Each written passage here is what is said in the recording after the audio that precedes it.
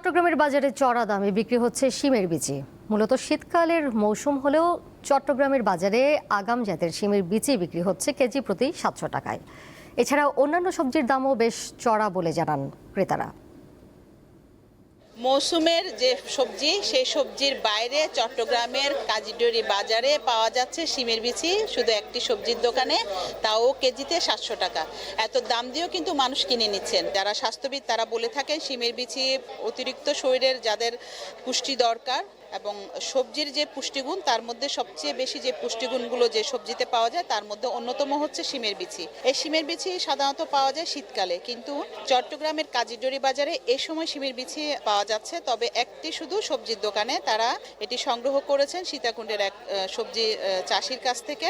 পাইকারি দাম 500 থেকে 550, 600 টাকা কেজিতে এবং তারা বিক্রি করছেন 700 থেকে 750 টাকা কেজিতে। 12 মাসের সিম যেগুলি আছে, যেগুলি আপনার বাতি হয়ে গেছে, এগুলি আলাদা করে অনেক দিন সংগ্রহ করে রাইকা তারপরে সিলা বাজারে নিয়ে আসছে আর কি। এই সময় পাওয়া যায় না, খুবই কম পাওয়া যায়, মানে আতিক কুতিককে আসে আর কি। ধরেন আর ভাগ্য আছে তে নিয়ে যাচ্ছে আর কি। ওই যে ওদের ক্রেজ, এত শিমের বিচি খেতেই হবে, এই জন্য ওরা এই প্রাইস রাখতে পারে। আমরা না খেলে তো রাখতে পারবে না, কিন্তু আমরা তো খাই। শিমের বিচিটা শুটকি দিয়ে খাই, অনেকের ফেভারিট আইটেম, তো যাদের খেতে ইচ্ছা করে ওরা খাই। এমনি তো এটা টু মাছ, আপনার অনেক বেশি দাম, 700 টাকা এগুলো। নিত্য প্রয়োজনীয় জিনিসের দাম সাথে তারা তাদের আয়ের সাথে তারা সঙ্গতি রেখে চলতে পারতেছে না। তারা চট্টগ্রামের অন্যান্য সবজি যদি আমরা বলি, সবজির দামও কিন্তু অনেক বেশি। সবজির দাম আসলে কেমন এবং দাম বেশি কেন?